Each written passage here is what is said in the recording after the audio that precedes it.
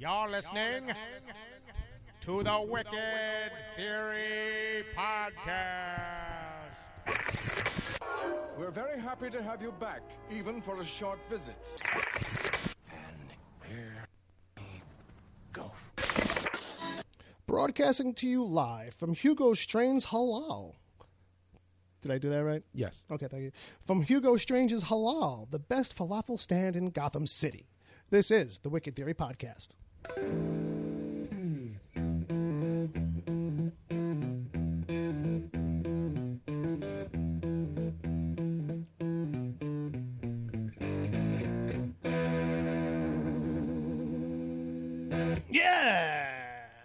I stepped on my own. I stepped on it, right? Like I ruined the flow of it. It was right? actually Hugo's Strange Halal.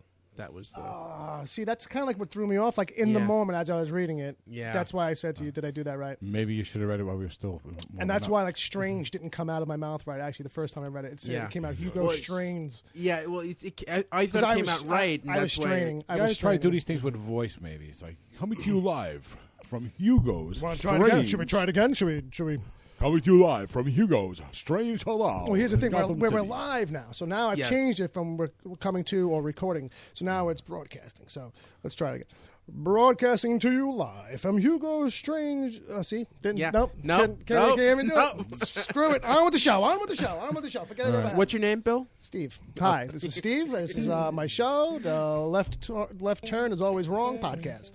I have no idea what's going on, and I don't think I ever will. How about you? All right, this is the Wicked Theory Podcast. My name is Bill Sweeney. I'm the host. This was all my bad idea. Sorry for that. And I bring some friends around once in a while, and I torture them and make them sit through it and talk to me. And there comes a cough out of nowhere. Ed! Hey, how's it going, guys? That's Ed and Brother Bob. Hello. Brother Bob's on guitar. And then you at home listening. Hey, I don't know what compelled you to do that. The show's off the rails already. Can I leave? I mean, I know we record this. This is in my house, but can I just leave? Only if you lock yourself in the bathroom for the next 2 hours. All right. So while we turn it into the Ed and Bob show. Yeah. Well, I mean, you should have taught me how to run the board without you. Yeah, I mean, would have been. The Mixler's really not that hard. Like it's like running GarageBand. By the way, are we actually recording right now? Let's double check. That's good. Good call on Bob. Let's call. Since we did do a test. Is on. Oh, okay, good. Okay. And that's all that I know. Actually, that might have been a saving grace. If we didn't, then we could have really started over and just pretended it was. That's all bonus, folks. I'm glad you all heard us work the kinks out. I love how when mistakes. Take two, please. When mistakes used to go wrong, my gut was always like, act like it didn't happen. Right, and then you would just keep saying, no, oh my God. right. I'm like, no, let's just call attention to it. Keep going back to. my thing is, can we make it? Is there funny in that? Mm-hmm. So that's the high school speech training in me, which is like they will only notice a mistake if you draw attention to it. And for most performing type things, that is the way to go. Like, you know what I mean? For most, like, anything. If unless you call attention to it. Yeah. Or it trips you up further. Yeah. If you keep that head of steam, move forward, and end strong, you're golden. Either they don't notice it, or they notice it and let it slide because they're giving you that grace. Like, you know what I mean? Like if you hear a misplayed note or a stumble or a stutter or a stammer, you know what I mean? You just kind of go, okay, all right, and move along. What's going on in the chat room? Anything in there? Well, we got Sammy just joined the show. Oh, hello, Sammy. Seems like Sammy. It seems like everyone's just saying hi to each other. Yeah. Well, that's what happens. That's the first 15 to 20 minutes. We got to get the love going. Yeah. Let's say hello to all of them. Hello, all of them. Hey, everybody. We got Chad, Envy. We got Sammy, Tom Jackson Jr., Professor Politico hanging out, and then staff. And Agent Palmer. We don't want to put any pressure on this week's group, but last week's group, we did over 1,000 hearts. You want to hear what's funny? You want to hear what's funny about that? No, I'm not making them fight about it. But someone mentioned it during 7-Dag, like, hey, Wicked Theory got it up to 1,000. We got that up to 1,000. I wonder what we could do over here. And they probably broke like 3. Yeah, I mean, I thought we got 500, and they got I don't know, whatever. Well, we broke 1,000, and then at some point 1,000. Okay. in the 7-Dag, 7 Days of Geek in their Mixler chat, it did get past 1,000. And that's when I stopped paying attention. I was like, okay, so maybe fine. we should try and go for 2 this week. This week's goal is 7,000 or better. How about that? Palmer had to give the numbers. Let's just start now, guys. Oh, okay. Yeah, 7DAG at 1,300. 1,300 on 7DAG. Wow. So does that mean like the chat room is they're going to ignore the chat? It's just going to all be hearts now? I think what we should do is because I don't know if I'm up for that. Let's put it like this: if we put a hearts war between this show and that show, both shows benefit. Like most wars, somebody always really wins, off on the side for all the destruction and chaos. So and it's very, it's almost all the same listeners. So if people want to do that, that's between the fan base. If they want to have establish a hearts war, that's on them. There you go. I'm just saying it's a thing that could happen. Mm-hmm. I'm not instigating it at all. Nope. Not even a little bit. Because the hearts going up like crazy would put us like into better place on Mixler and help us get seen. So that I mean, there's no reason for me to want something like that. No, it's just totally a secondary thing and not necessary at all. But sorry about that. I find it very fun. Oh yeah. Oh, shit. thanks. I didn't Sorry, need that sorry, eardrum. sorry. That's all. Nobody did. We all suffered from my mistake. Sorry, people. We'll cut that later. Yeah, never. Yeah. Okay, so let's get to the official business real quick. This is episode 72. We're going to do stuff. We got news. We got email. We have a little bit of a guest coming, maybe somebody popping up. If people have been paying attention to my Twitter. Oh, that's right. That's right. So, also, if people want to send us emails, they can do that. podcast@wickedtheory.com. You're already on the Mixler, but if you're listening to this after that, go to the Mixler. Go to mixler.com, MIXLR. There's no E. .com/wicked-theory, and you can hang out with us. Come a little early. It's 7 p.m. Eastern Standard Time, but if you come a little early, we turn the mic on 5 or 10 minutes beforehand. Maybe we'll put a couple of questions to the people who come in early. Yeah. To use on the show. Mm-hmm. It's like a micro bonus show. Yeah. That will definitely be lost to the ether. Gives people a chance to get involved in the actual show. So speaking of bonus show, though, what I'm going to start doing after this episode is that, we turn off the mic, but we kind of stay on Mixler. And so instead of just letting that disappear, what I'm going to do is I'm going to record that stuff and save it and put that in the Patreon for everybody. So even if you're a person who gave $1, right, that's some material that's there for you in case you can't listen to Mixler live. Thank you for this. It's a way for people in different time zones to not miss out on that if they happen to be Patreon subscribers as well. Little bonus content. Yeah. So if you come in for a buck. And we're not even going to try and use it a very lazy way and use it for stuff that's actually asked for on Patreon. Exactly right. That's not right. That's not even that's side content that doesn't count for the official episode of the month that you're supposed to receive at the $3 We're not being level. lazy like other podcasts might. I guess. I'm sure somebody out there is doing it. Yes. So if you want to listen to us, maybe order pizza or Chinese, and half talking to the mic, half not. Yeah. Very much sort of lazier kind of paced conversation happening. Maybe we'll be trying out some new alcoholic sodas. You never know. I mean, you never know. I know that fridge has been pretty bare the last month. That's been pretty bare since. That's because you keep bringing cookies, Ed, not beer. Speaking of which, let's get to that real quick. But let me wrap up the official business real quick. So we got episodes up on YouTube now. Look for Wicked Theory Studio. Like I said, help us out on Patreon. Podtoberfest is coming. I'll play a clip probably somewhere, probably near the end, because I'm not gonna do it right now. But one of the things about Patreon is that hey. Brother Dave came through this week and tossed a couple of coins in the bucket, as it were. And but he's at the level where he's got to get a song. So I don't know. Me and Bob didn't work anything out, and we did all right with the Donald Jam. That So you're going to do a song for your brother Dave. This has got to be very personal for you. I don't know. Yeah, I mean it is. It was cool. Actually, I saw him today. Actually, he popped up at my job and we got to BS for a little while. See, Donald, I didn't curse, Donald. I said BS. All right. Explain to the kids what that means, though. Well, if people are listening on the podcast, they won't remember that 10 minutes before we started. That's true. Don told you that there were some kids in the room and asked Bill not to curse. In the room that he's in. Yes. Not the room that we're in. And from that room, he wanted to set a precedent or establish a rule of law into this room that I should not curse. Yes. And I don't like that, man. I feel like that's a long arm of the government overreaching. I think that's some real overreaching. That's some 1984 stuff right there. I almost said the S word. And again, I caught myself. Which, when you know Don is Don very well, that's absolutely very funny to think of. Thank you. See, he's already given me a gold star for the first time I didn't curse. There's a delay. He'll be commenting on this rigmarole I'm saying now in a moment. All right. Anyway, so Brother Dave, I don't know, man. I don't know. Bob, I feel like if you just hit me with something, I'll find something. That's where I'm going to go with it.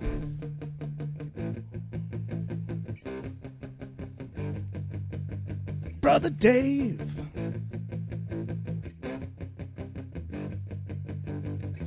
Brother Dave, he gave and gave. Gave us a little bit of money. Brother Dave, he gave and gave. I think he thinks we're funny. I think he thinks we're funny. I think he thinks we're funny. Brother Dave, the song is way too long. Way too long. That's it. I think we're done. You're welcome for the backup vocals. I'm turning red as it is. I can feel it. I am officially the color of a Swedish Fish Oreo. and that is it. So, Dave, I don't think you'll want that as a ringtone, but if you do, let me know. Speaking of which, we did have some Swedish Fish Oreos last week. Yes. And I mentioned that in order to get the best deal on Amazon, I had to buy 3 boxes. Can I just say that is then, therefore, not the best deal? No. Let's just establish that with bulk buying in general. No, actually, that if you have to get more than you want, it's not really inherently a good deal. If I wanted Amazon Prime shipping to make sure we'd have them in time for the episode. Okay. Is that how Amazon Prime basically gets you're saying you? we have no choice but to eat these again? Well, Dom said that he liked them, and when I mentioned I had 2 more boxes, he said he would take them. So that's why I brought them today. Well, fairness, I thought you were kidding when you said you had 2 more. Because we didn't get the breakdown on why, so we didn't pay any mind to it. He might have thought the same thing. So what I'm going to say is that, like, to you, dear listeners, we have 2 packages of Oreo cookies here. We really don't want to eat them, but what could we do with them? So, obviously, to you guys in the chat, this will be something for you guys maybe to kick around. Yeah. What, besides ideas, clogging up the toilet and just flushing them out of our memories, I don't know. What could we do? We need ways to enjoy abusing these things. Or something. Something like that. We don't have any fireworks on hand. I asked it before. Does anybody have any M80s or a half stick of dynamite? No handguns, no fireworks. This is New York. Yeah, so. It's a rough call with that one. So, I got an idea. Sammy says give them to the homeless. This will be one of those things you try to give away, and they'll be like, "No, man, that's not real." No, it's Swedish Fish Oreos and Gatorade. Those are the 2 things that homeless people stay away from. Those guys will be like, "Are you trying to rot out the stumps I have for teeth?" Will they work like Mentos with Diet Coke? Well, if you can jam them in there, Put them in a blender. There you go. Pour them through a funnel. Tom Jackson Jr. wants us to send them with granny panties to our friend Grin. You know, I could just save a pack of these for Podtoberfest and just bring them as a housewarming gift and be like, "Hey, these are from Ed." Are you trying to like alienate people? I think Don's got an idea. Throw them in a milkshake. Ooh.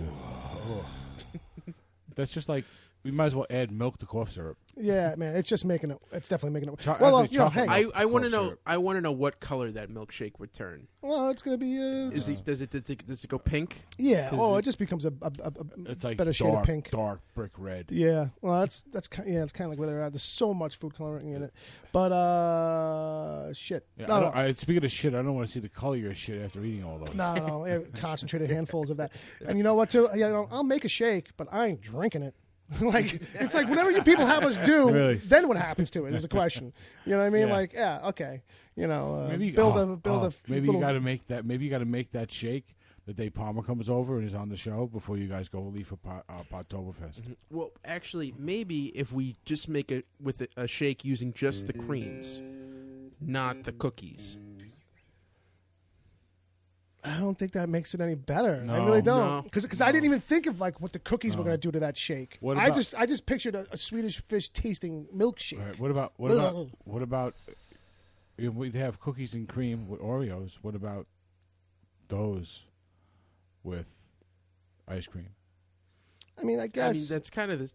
I mean, yeah, because if you put in a scoop of strawberry ice cream or something, if that's what you're into, that might not go too crazy. All right. Well, I was hoping for something more ridiculous. We'll come back to the chat room on that. Kids, work on that. All right, in the room, arts and crafts or something we can do with that. Keep working on the hearts too. I'll get a hot glue gun and make something useful out of it. I'll make a wreath. We need 27 million hearts by the end of the show. Yeah, 27 million hearts. It keeps going up. It's like the telethon. It's just keep going up, but that's not where we have to hit. That's because they're slacking. If they weren't slacking, then it would still be the lower level. Now, hey, 68, 69 is a good number. Creeping on 70. We're almost at the same number of this episode. Like 50 of them are mine, though. Oh. Not 50 of them. I don't think it's fair for me. Yeah, I'm not hearting. I don't think it's fair to do that. I'll wait till the end. Your staff, right? It's like it's kind of like but Palmer, voting for yourself. Palmer better be fucking hearting. Palmer better be hearting. His finger should be sore already. All right. So if there's anything left out of the room, they're kind of talking to themselves about the cream. The cream. Give them out for Halloween. Mm-hmm. That's great because then those kids won't come back next year. Finally, they're like, no, that's the Swedish Fish Cookie House. Don't go there. Don't ring that bell. All right, so let's get into maybe we'll get all twisted, demented kids who like that kind of crap. Yeah, exactly. That'll be my thing. Like they'll come back next year looking kids for whose more. parents raised them on castor oil. Kids will come back and be like, I told my friends about them. They didn't believe me. Or just bring that one kid in the neighborhood they don't like to the house. Just go ask for right. Just go, and then you got to eat them.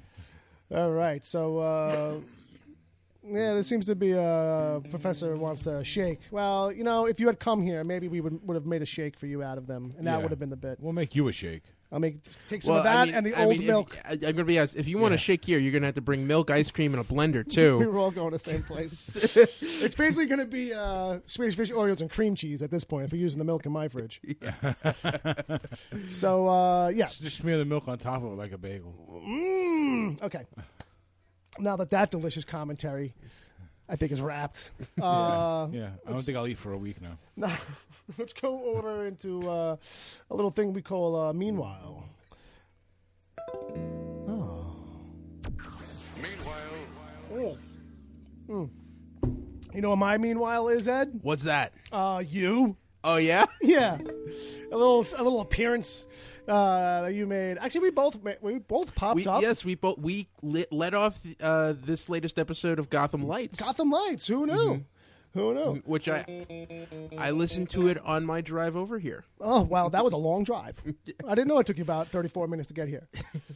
Yeah, so Gotham Lights this week, they had a re-warm up. Hey, we're coming back. Don't forget us. Build up. Damn it. The show's coming. I think it's episode. That's literally what it was called. This Monday is episode 1 of the new season. That's right. Right. Mm-hmm. And so they were kind of like warming up the mics, refreshing and reminding everybody like, hey, dang it, there's a show coming.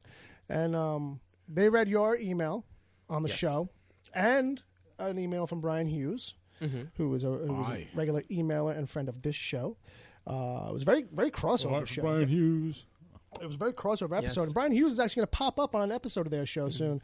So people will actually get to hear what that accent sounds like. Well, evidently, I learned just minutes ago that I am their episode 2 guest. Well, really? Wow, nice. Not yet. If I remember correctly, I think the phrasing was, they need to coordinate. It would be nice then to get Ed for episode 2. Yes. You're not locked in. You could still fuck it all up. This all right? is true. Sorry, kids, for the curses. I would love to do that. Steph or Henno, please DM me on Twitter so we could work out the details. Fair enough. Please. I don't want to talk about it through shows where we have to wait a week for a response back. All right. So what was cool about that was obviously, they did read your email, and they read it well. Yes. Not like how I usually butcher some emails around here. Yeah. I was kind of surprised, which was nice, was a change up. And they let it off with a clip of me making fun of nerds in general, which was nice. I guess it was me doing this guy. We were talking about comic books.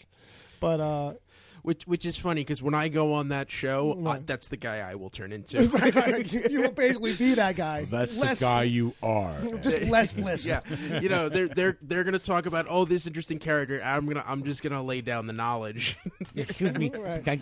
Chapter 22, page 27. The main character said this. There you go.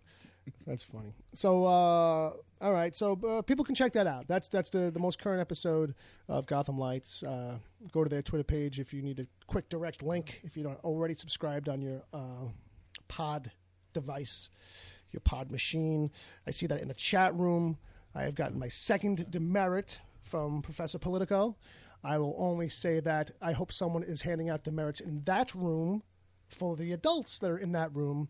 I guarantee you there's already been 3 S-bombs and maybe 4 F-bombs. I'm just saying, I know the adults around that area. I know how they operate. Yeah, you know these people, so. Oh, boy, do I. My best friends in the world, actually. And just because I haven't seen you doesn't mean I don't like you. All right, whatever. Love you all. So, yeah, so that's it for me in the meanwhile. That's all I really have because I'm still watching Narcos. So that's like the only thing really going on as far as TV for me this week, and I didn't see any movies. Ed, what do you got in your meanwhile? Anything? Well, I have a TV show that came back this week, Sure. Which is Documentary Now, Bill Hader and Fred Armisen's mockumentary show. Yeah. I've watched a bunch of it. The first season has some great moments. My favorite from the first season was The Eye Doesn't Lie, which was their take on the Thin Blue Line. Yes. They have a great one on You will never look at trail mix the same way again. It's so shot. It's so absurd. I mean, obviously, it helps if you've watched documentaries about, but who's seen every documentary, right? So No. obviously, they're going to hit on tropes that you're not catching. It's just inherently funny. But this episode, they did a show. Their show was called The Bunker, Right. which was a send-up of The War Room, Okay. a documentary about the Bill Clinton's first presidential campaign in 1992. Sure. And what is amazing is how much Bill Hader and Fred Armisen nail James Carville and George Stephanopoulos. Well, Like it's like they were each born to parody those people. I didn't know about the Stephanopoulos thing, but Bill Hader did Carville for I think a few times or he quite a probably bit did. on SNL. But I'm assuming that Armisen is Stephanopoulos, which by height alone is a perfect fit. Yeah. Right. No, just when he's sitting there calling himself, I'm a Mississippi Machiavelli. But just great show. And what was even funnier is I'd never seen The War Room, Right. and it's on Hulu, and I checked it out after watching Documentary Now. Yeah. And it's incredible how you could see they recreated these shots. Oh, yeah, It looks almost exactly like it. Right. Except they take that comedic angle on it. And Bill and Hader's character, and this is early 90s, so the fashion is very bright colors. And there's one scene where James Carville is wearing a green, yellow, and purple horizontal striped shirt. Okay. And Hader is wearing that exact same shirt. Well, that's the thing. And you think that no one would wear that, and then you look at the footage and he wore that. That's the fact that they found it or recreated is what's also amazing. But it's a good show. If you haven't caught it, there's some episodes on Netflix, other seasons for a Documentary Now, and every episode's a different documentary that they're lampooning. And Helen Mirren actually does the opening. He's the host and does the introduction and plays it totally straight. And you would think that it was all this, that, and the other thing. And it makes me wish that PBS actually had a real series featuring real documentaries. Yeah, like this. Exactly. So in the chat room, Professor Politico has told me that the language ban has been lifted in the room that he's in. That sounds fucking awesome. Where he's at. Oh, but did we get American tacos from Ed? So, what was that? Did we get American tacos from Ed? Oh, I'm sorry. Yeah.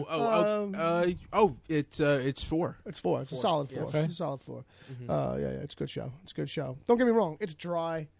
It's dry. It's a mockumentary. It's yeah, that kind of humor. You have to wait for a little bit of the payoff. Everyone's playing everything straight, and you have to understand that they're really being facetious about everything. So I think that really wraps up that stuff. Yeah. All right. Yeah. Meanwhile, Bob once again has nothing for Meanwhile. I wasn't going to point it out, but honesty never hurt anybody except those who got killed for telling the truth. So from there, we go into the news, man. And I feel like if I remember correctly, I believe we have a jingle.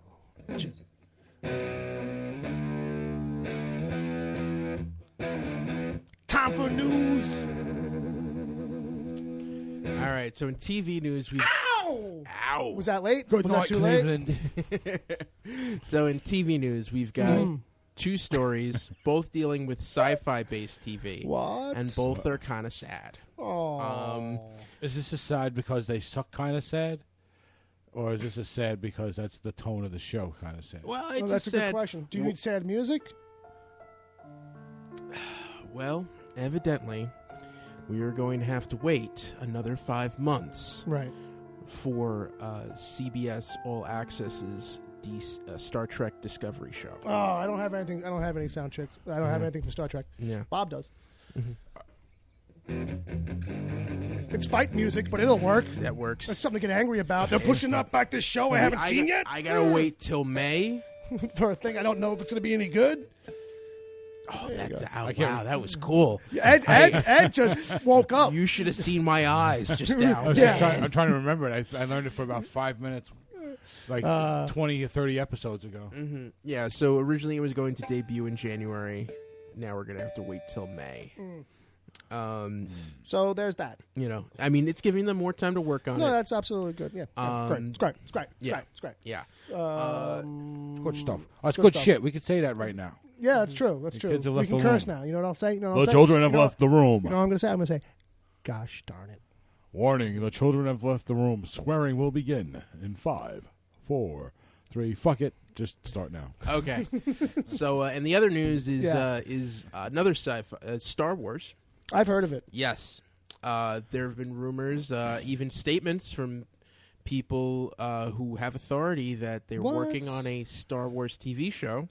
Yeah. Yeah. This is a rumor that's been And- bouncing around for years. Yeah, well, no, but I mean, like, just recent. I remember we covered Since the it. Disney changeover the- and all that. You know, so I think someone at ABC said we would love to do a Star Wars show. And we were like, yeah, no shit. Yeah, Well, is this going to be like a Star Wars Kids for Disney? I think that's they didn't say anything. Just a Star I think Wars. that's probably what's holding it up. I bet you is like, where do we place this in tone, and Yeah. what's the right outlet? How do we maximize this as a company? Well, you everyone. know? Are we going to have little? Are we going to have little up and coming Jedi running around? Well, there's that. Learning, Well, there's that hope. in a Disney Channel kind of show. Well, the crux of this story is that now the people who actually make those decisions have told us not to hold our breath. Okay. Disney Media Network's co-chairman and Disney ABC television president Ben Sherman has stated, quote, "Somewhere, we hope in a galaxy not too far away." Oh, Ben, I hate it already. With you. Oh, Ben, stop. There will be a television show that will air on one of our networks, but I wouldn't get anybody's hopes up too high. They have a lot of movies to make between now and then. He didn't wrap it up with another Star Wars reference. Nope. Lazy. Nope. Lazy- well, I mean, lazy we writer. We got Rebels. No, You yeah, know, absolutely. Yeah, just but in terms of live action TV. I think what's Disney's thing is that they'll figure out a way to get some kind of nugget on every outlet they have, every network they have. Disney will get something, you know. yeah, absolutely. ESPN will get, you know, the Jedi lightsaber competitions. You know, every part of their wheel will get something. Yeah. I couldn't think of anything better for ESPN. I I'm mean, sorry, yeah, okay? well, I know, they'll get- I'm not a no, sports guy. no, I couldn't make a sports Get a joke. couple of guys who are like nerds They'll- who to make like lightsabers instead of making those bots. Yeah, they'll make lightsaber fencing contests. There you go. That's an actual sport. There you go. There you Finally go. make that interesting instead of all French. Yeah. But what do they do once the fluorescent light bulb breaks? See, now that's sudden death overtime. That's the real question. Who can hold you their know? breath the longest and not No. breathe in I think the mercury? I think what you basically have to do at that point is say, like, you have to throw it away now. And now it comes down to a real Jedi fight when the Jedi loses his lightsaber, and it's like, oh, now how are you going to win, sucker? You have two nerds standing there. I'm doing this. I'm He doing this. starts doing the squeezy eye concentration. I'm crushing your head with my mind. Nope, I don't have the force. I forgot. I'm using the kids in the hall maneuver. Right. All right. On to the next thing. All right, so it is official. Yeah. Margot Robbie is making a Harley Quinn spinoff film. Oh, congratulations. That was not doesn't seem like too much of a surprise. No, but they've made her executive producer, so this is the news bit on this. She just signed a first look deal with Warner Brothers. Right, so that's what that means. Like anything that she's going to be in from here on with them, she's going to have an EP tag on it. Just means that she gets more a say over what goes on and that kind of thing. She's so we won't be seeing her wearing the outfit she wore in this last movie because she hated that one. Yeah, I mean it was very exposing and all that. So sure, but I have a feeling that it's not going to be boring outfits. I can't imagine. No, maybe we'll get the classic Harley Quinn outfit. Yeah, I think we'll get more than just a 2-second tease of that, probably. Just a word of warning, our next couple of stories are very strange. Things are about to get weird, Ed? Yeah. So, Fox, who we know has made some superhero movies. Yeah, sure. What are they up to now? Yeah, well, they've just bought the life rights of Stan Lee. Wow. Excelsior, the movie! Because they want Stan Lee to be the main character in a 70s action movie that they're developing. And Stan Lee is so old at this point, he's like, yeah, fuck it, I'll sign that. I won't be alive to see it made. What do I care? What do I care?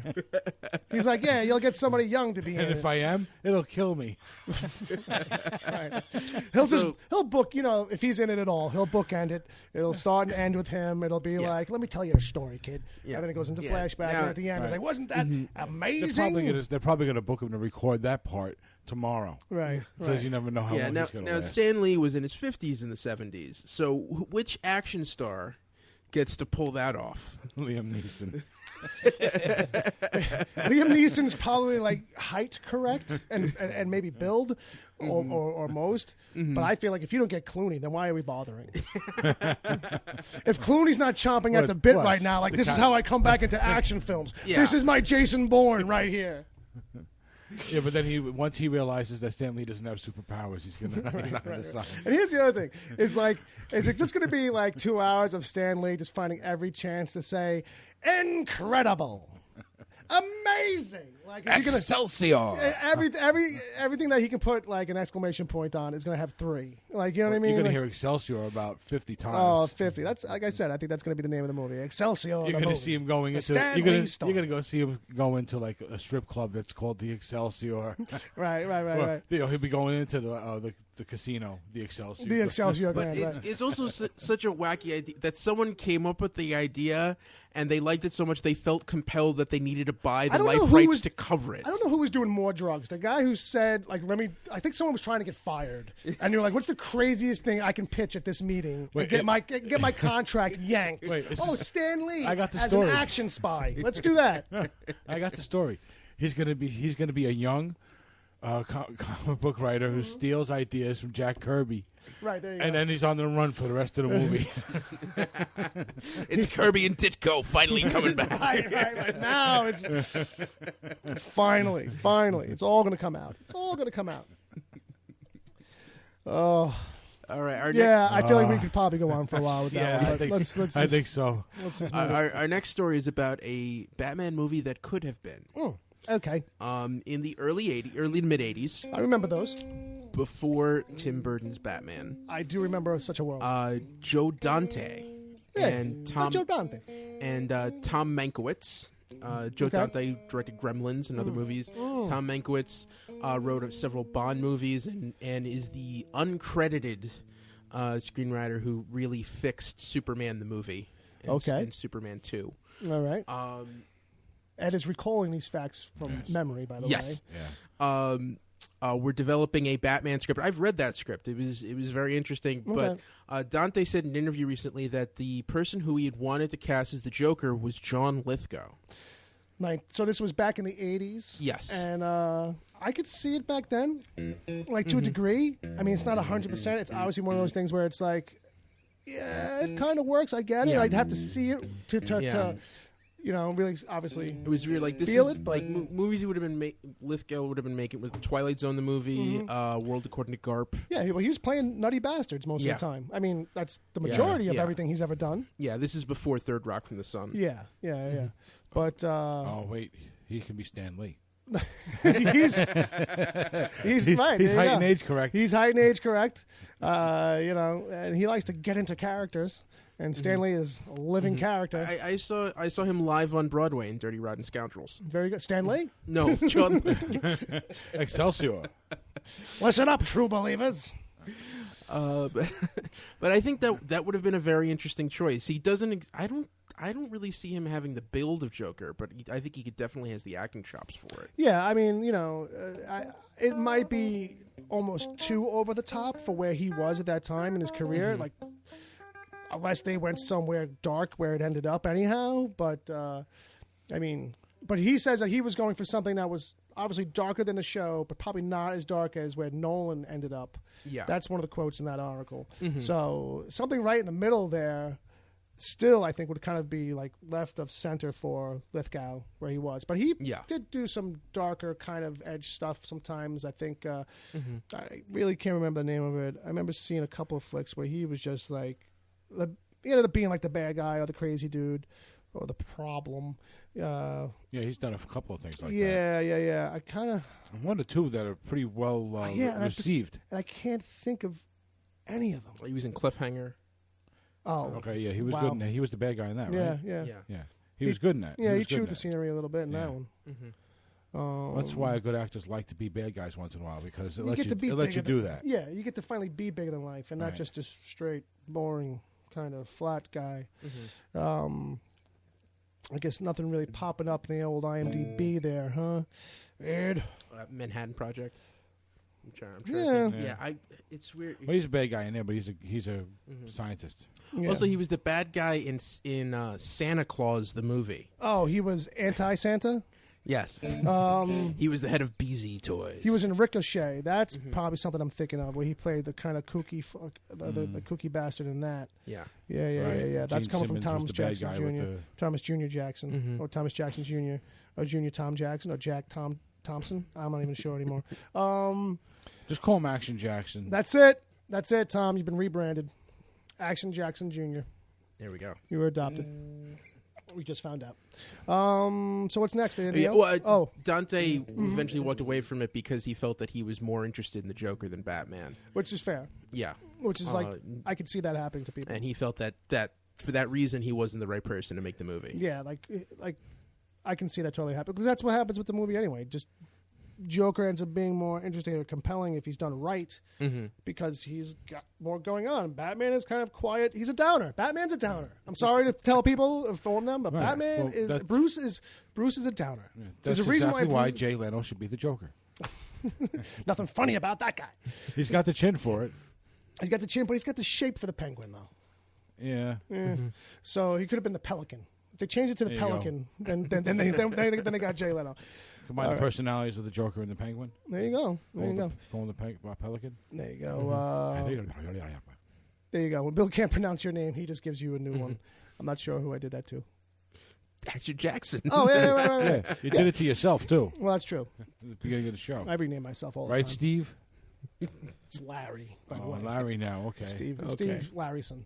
What's the next newsy Calling us thing? out like Three's Moving Company on. right Speaking of supervillains. Super villains. We usually don't do these, but I think this one's interesting. Evidently, Bryan Cranston still wants to play Mr. Sinister in an X-Men film. I like it. Yes. Do I like the X-Men movies, really? Not so much. Not so much. But, Kelsey Grammer was that was a jumping the shark moment. It was not. It was out of left field. It kind of worked. I get it why they did it, but it's just like, all right. At least Kelsey got a check. I guess he wasn't doing anything. Yeah, well, he lobbied for that check really hard. He must have. Actually, I thought he was pretty. I thought his performance was fine. I thought it was good casting, and Yeah. of it what the idea Yeah, was, and it works. But Right. it's just one of these things where it's like the movie was. It's just a really bad movie. that's what outweighs it all. Because it's like there are a couple of people who do work perfectly for their characters. I mean, Yeah. in all of those movies, you can't deny that Patrick Stewart is the best embodiment of Professor X. Yeah, it's like he was born. You to play know, that Kelsey role. Grammer is actually a really good fit for that. You know, and Yeah. you know, but it's just like what they do with these things. Otherwise, you know. Yeah. Yeah. Anyway, But enough talk about train wrecks. well, it's been announced that Mr. Sinister will be the villain in Wolverine 3. right. Okay. And Cranston, more than a year before that, had said he'd be interested in playing that character. And I'm surprised that a superhero franchise hasn't scooped him up yet. I wouldn't be surprised if he's been approached by Marvel at some point, Although, and they had a conversation, and something just kind of didn't work out. Maybe. although if you look back, he actually did play a villain in the 1990 Flash TV show Oh, did he with, really? with John Wesley Shipp. Yeah, Right. Yeah. I do not recall. Yeah. But I will believe you. that's some deep digs. It's That's not that deep. It's 1990s. Didn't he have something to do with Zords and swords at some point? He did too? do some Power Ranger voices. Yeah. voices. Yeah, for villains. Right. That's there you go. There you go. All right. So next up, all right, we got some reboots. We got oh shit. Oh no. We got Reboot reports. 2 reboots coming down the pike. All right, first up, Sausage Party co-director Conrad Vernon is going to remake The Toxic Avenger. Well, there's a name I don't know. Making a movie I haven't seen in years. Sounds like a good fit. Our friend Waffle over at Comic Book Jones, Toxic Avenger is one of his favorite films. Hey, Toxic Avenger is like That's one of those movies that's just wonderfully bad. And Yes. knows it's bad, and it's wonderful for being bad. How can it be bad if it had 3 sequels? That's what I'm saying. You know what I mean? Well, they cost There's a about demand. $50 each to make. You know, and what's he doing? You know, and was that Trauma? So that's all at Corman. That's all Roger Corman. No, who's Trauma? No, Trauma. Trauma's out of Jersey. No, but the guy who runs it all. It's like one guy, like who's just been My cousin Vinny. Yeah, It might as well be. He financed James Gunn's movies. Lloyd Kaufman, Michael Hertz. Kaufman. Yeah. Lloyd Kaufman. Couldn't remember it. There you go. Tom Jackson Jr. coming in. He's a big Traumaville. Yes, and they're saying it will be live action. Thank God it's not going to be puppets.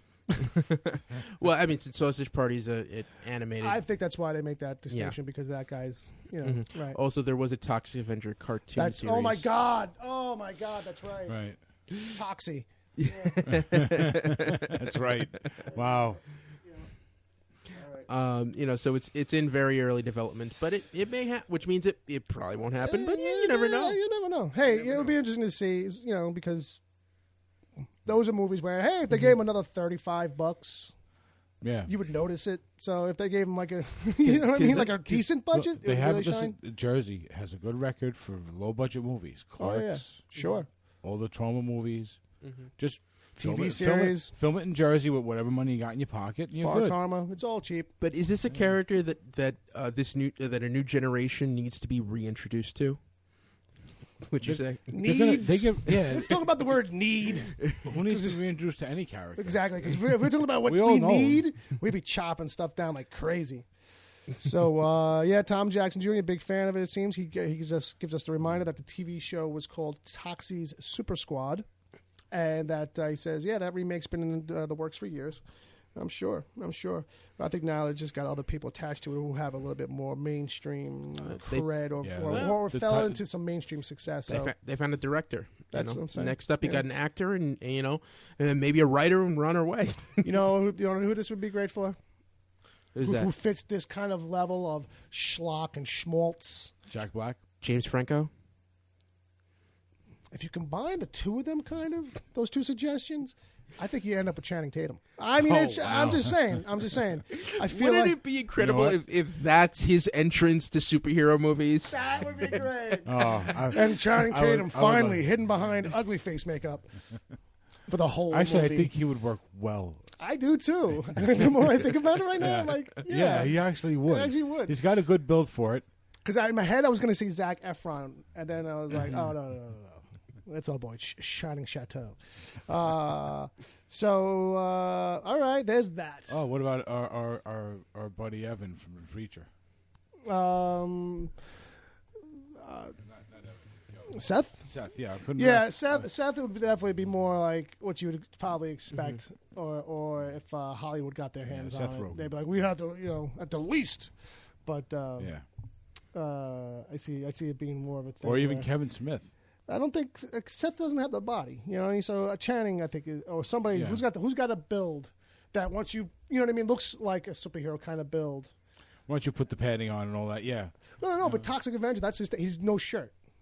Yeah. You know that dude is a big guy. With the shirt off. Right. That's the thing. Or it's a ripped thing where at the very least he's got big arms or something. See, like I'm trying to think of like offbeat indie guys, like Ryan Gosling maybe. What about Wahlberg? Tom Jackson in the chat says, I think at one point Schwarzenegger was going to be in it. And I think that he could still be in it. Yeah. Because now his body looks like he went through some radiation and it's melted. I don't know. He's made some movies lately, but have you seen him with his shirt off? That's what I'm saying. That's why I think he'd be perfect for it. Have you? I haven't seen him with his shirt off. A few rounds of HGH and a couple of shots of testosterone. When he was here, we were snuggling. We were spooning. I mean, the lights were dark, but I saw. I don't know. I think he may have man boobs. No, he definitely does. There are a couple of pictures of him more recently without his top. Wow. You know what? Who might work in this? It would be a jump for him. Okay. But he's been a guest on our show. Oh my God. Yeah. Mumm-Ra, the ever living. Oh, I thought you were going to say Ed Heavey. I was like, I was going to say Ed Heavey. I thought you were going to say Ed Heavey too, and I'm like, I don't see it. In my head, I'm like, I don't see Ed Heavey. I don't see Ed Heavey. So what else? What else? Other reboot. Yeah. All right. Relativity. Yeah. Media has just won the rights to High Noon and is immediately planning to do a remake of the classic Gary Cooper Western. Here's the catch. There's no one attached yet. Right. And it's going to be set in modern day. All right. Now, refresh me. I've never seen High Noon. I read the article, and the article kind of paints it as, it's obviously Old West. It's cowboys, but the main hook of it is that, like, High Noon is when the showdown is. Yes. And so it's all about building tension to the showdown. Yeah, it's basically this one sheriff, this no frills, no nonsense sheriff, who sticks to his guns. There's a gang of people coming into town who basically he knows that he's going to have to fight these guys and that he's probably going to die. Yep. And it's how he prepares for that showdown. Okay. Yep. So it sounds like other stuff I've seen. Yep. As far as that setup goes, where here's the ticking clock. Yeah. It's 3 o'clock high. Yeah. You know what I mean? Every pretty much there have been 100 movies made since then that are just refreshing that concept. Well, that's what I'm saying. You know what I mean? What else is there to say? Yeah, but to me, like there have been other versions of this. To me, like if you set it in the modern day and it's not a Western, I don't think it's a remake anymore. Well, that's what I mean. Like because they list off a couple of movies in there which are kind of like spiritual remakes, where people like have said, oh, it's obviously that this is a replay. Like Rio Bravo, The Last Stand. Yeah, these kinds of things. So it's like Outland. I don't see it being too. Doesn't seem to be too original. I don't feel like it's original. Yeah, but it's IP. They've just got it, so we got to do something with it. We got to do something with it. It's just going to sit there. Might as well remake it. I mean, we also got It's a Wonderful Life. We got Citizen Kane. What else? What else can we remake to piss people off? Oh, how about Magnificent Seven? There's another movie that's lauded. Nosferatu needs words and color. That's what I'm thinking. By the way, if you look what was he saying when he was creeping up to that lady and he was going to bite her face? Yeah. Besides, excuse me, are you type A or type B? Hello. Now we know. There you go. All right, that's enough of reboots. That's enough of the reboots. Close it up. Yeah. One last other story. Yeah. So Google. Now, there's been rumors about this for years, but they have officially announced that they are testing drones that will deliver burritos to your home. Because now you have the Amazon button, so they have to have the Google button, and it has to be better. Well, now you just got a burrito button. Yeah, you got the burrito button, and yes, they're going to be testing burrito drones in Blacksburg, Virginia. Well, if you were planning to move out of Blacksburg, Virginia, now is not the time. Yes, yeah. So property value is going to go up. Basically, because of this. So basically, you can get delivery from Chipotle delivered to you by a ex Project Wing drone. I think it's a bad choice to pick Chipotle because they load up their burritos so much. It might weigh down. It might weigh down these drones. So I think they got to go with more like a Taco Bell kind of thing. Fair enough. Something light and overpriced. Yeah, a little. And then you could be fitting a little flat tray that you put on top of the drone. And there you go. No, Bob's got a point. Bob's got a point. I'm just picturing like all these fast food places now are going to have the parking lots just filled with drones, and they're going to be taking off like swarms of bees. Yeah, terrible. It's going to be creepy.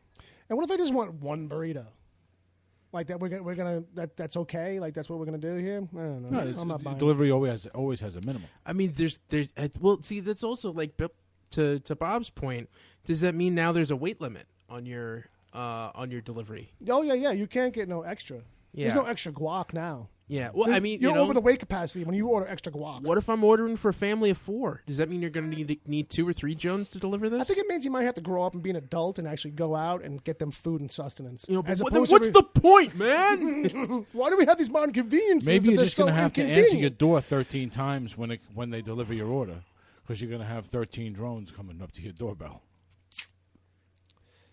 So in the chat, I will mention this because I see that Tom Jackson Jr. mentioned it. It's a train wreck. It's a train wreck. Corey Feldman managed to get on the Today Show with a song that, hey, hire me, please. Might as well be. It's like look at me, I'm still dancing like Michael Jackson. But just rough, man, just rough.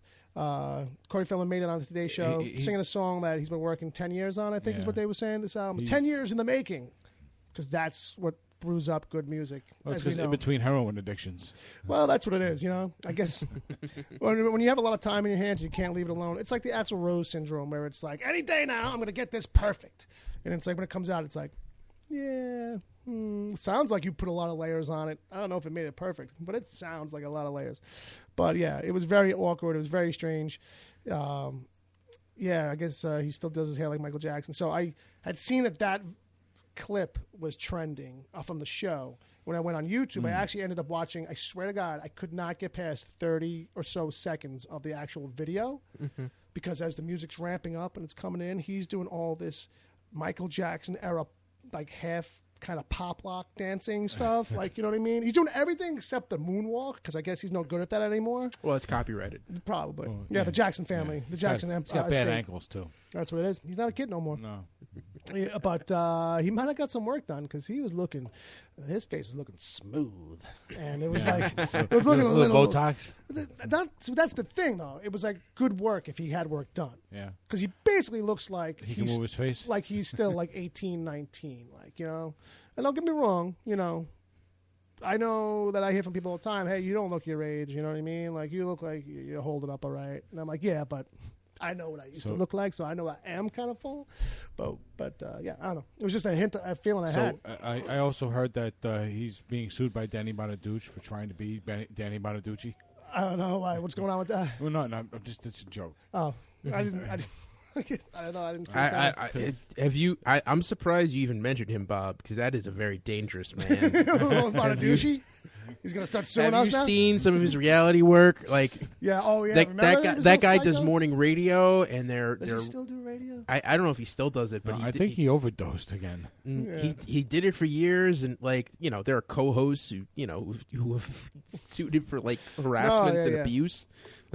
He's notorious for being a mental case. Yeah, I remember doing that when he was on reality TV and freaking out all the time. Just getting roided up and beating the shit out of people.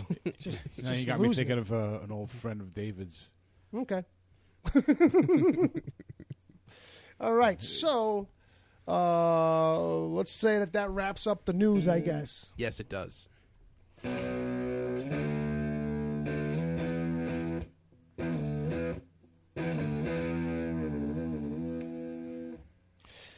All right. Now on to the moment of truth. The moment of truth. I don't know. We were supposed to have a guest come in. Yeah. Do you want to make that call? Is he here? I don't know. I see, because I was supposed to set up the portal, and I didn't. So I don't know if Bob's got some wacky portal sound. He might be able to muster out of the guitar at this point. I am lost. Oh, we'll go with that, I guess. That works. Oh, crap. Ladies it's and working. gentlemen. Oh, ladies It's and gentlemen. You might remember him from about, 3 or 4 episodes ago. He came here to, he did a segment with us and to promote his syndicated, I think in, what do you say, 3 newspapers, I think, and where he's from. His syndicated column, his advice column. Yes. Big hit in the 80s. You might remember him. Not the nicest guy back then, but he seems like he's warmed up. He's being real helpful lately, and he's being a real sport. Ladies and gentlemen, the one, the only, Mumm-Ra.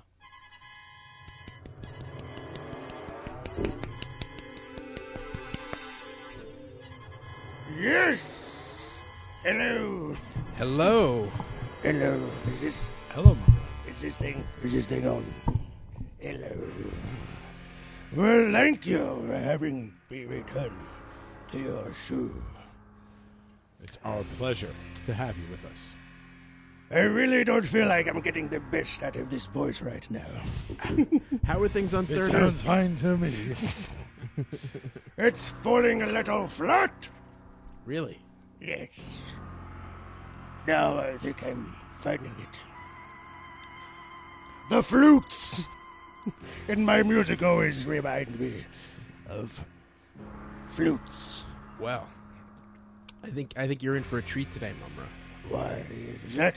Well, we've had some listeners over the past few weeks since you. Congratulations! Yes, since you. Finally, your show has gotten listeners. Yeah, well, no, we've had listeners before, but when we told them that you had an advice column, they've sent in some questions Those bastards. for you that they would like you to answer. Oh, for me. Yes, for Nice. you exclusively. Yes. That is good. Mm-hmm. Do you happen to have any of those questions laying around? Possibly. Yes, I do. Yes. Perhaps you should read the first one and then pass it along to All right. Well, the music boy. We have 3 questions here that I will share with you. Oh. The first one comes from Yes. our friend Agent Palmer. And he. Can we skip this one?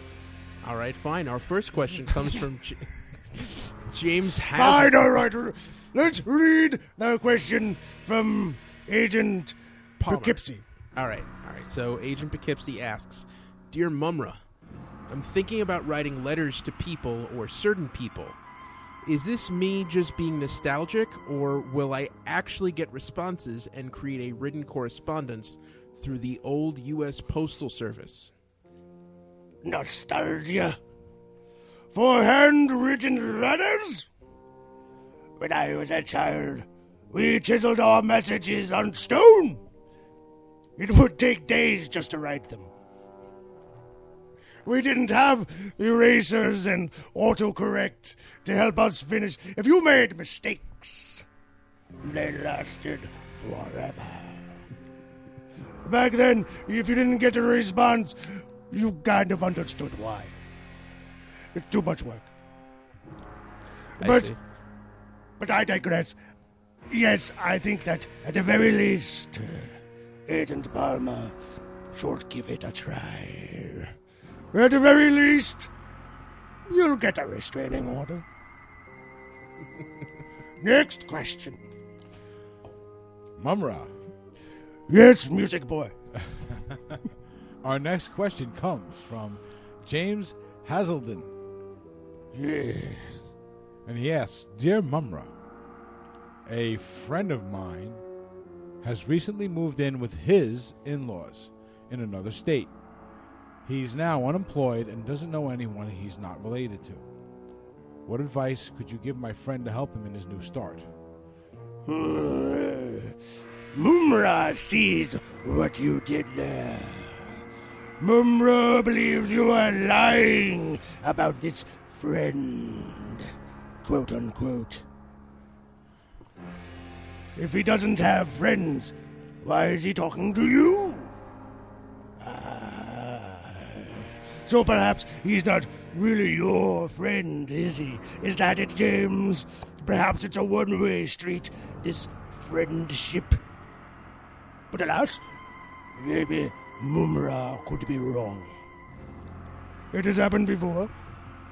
In such case, Mumm-Ra recommends some cheap, loyal minions. The kind just smart enough to complete menial tasks, but not too smart as they think they could run things without you. You know. Of course. That's Pablo Escobar's rules. Next question! It was very perceptive of you, Mumm-Ra. Hold on. Thank you. Mumm-Ra's watching a lot of Narcos lately. Giving him ideas. Mumm-Ra almost wrote that one in Espanol. One final question for you. Yes. Ooh. All right, this comes from Chad Rose. I fought him once in an alleyway. Yes, at Chad NV. Dear Mumm-Ra. Yes. After 30 years of wiping my ass back to front, Yes. I've come to understand that wiping front to back is the correct way. So my question is front to back the correct way? And follow-up question, when sitting on the toilet, does one face the tank or back to the tank? Dear Chad, I haven't pooped for 3,000 years. How would Mumm-Ra know? If memory serves correctly, the saying goes, you don't sweep the dirt into the kitchen. Actually, I think I do remember one tip. When you think you're done, do one last pass in the other direction. Treasure usually awaits you there. That's it. Thank you, Mumm-Ra. Those are all the questions. Yes, that's all we have for this week, Mumm-Ra. I Thank thought you. maybe there might be more somewhere hidden around here, but I guess not. We'll just throw those over there on the floor. Should I stick around for the emails? That's really up to you. Yeah, that's up to you. Mm-hmm. We'll see what happens. How good do you think this bit's going, Mumm-Ra? Men's amends, I believe the Italians say. You know what? I'll slide into my sarcophagus in the corner. Yeah, if we need you, we'll call you. And if I hear anything worth chiming in about, I'll slide open the door and come outside. We would appreciate that. Did I do my big grand thing? I never did the big grand thing. Ancient spirits of evil transform. All right. No, you didn't. Next time. This time you only got the feeble old man. I didn't do the whole transforming into the big muscular steroid Mumm-Ra. There you go. Okay. Going back into the sarcophagus. All right. Bye, Mumm-Ra. We'll call you if we need you. See you, Mumm-Ra. That guy's a mic hog. I just want to say the whole time we were right next to him trying to get in there, and he showed me like I'm trying to mashing lean you in. with his hand in your face. I mean, and holding you away. The smell of his hands. Yeah, you think over 3,000 years he'd wash once or twice? I mean, I guess he doesn't have to. I get it, but it's almost not worth it. It's just the smell. Well, he can't wash when he's a mummy, but when he's the Mumm-Ra that we see, he really needs to shower. This is true. Do you know I can hear you from inside my sarcophagus? Uh-oh. Sorry, Mumm-Ra. Keep it down out there. Keep it to a low roll. That's it. That's the Mumm-Ra. That's Mumm-Ra's visit. We'll try and keep him stuck. Let's keep it down. Maybe we can keep him in the sarcophagus. That's what I'm thinking. I'm thinking maybe if we keep it down, he'll fall asleep in there. Yeah. I mean, we still have to go through the emails. Yeah, maybe you know what? Maybe he doesn't go home. Maybe we can keep him in the sarcophagus in the closet. I don't want him in the house, Bob. If he's asleep, he'll never know. Bob, once the show's over, we need him.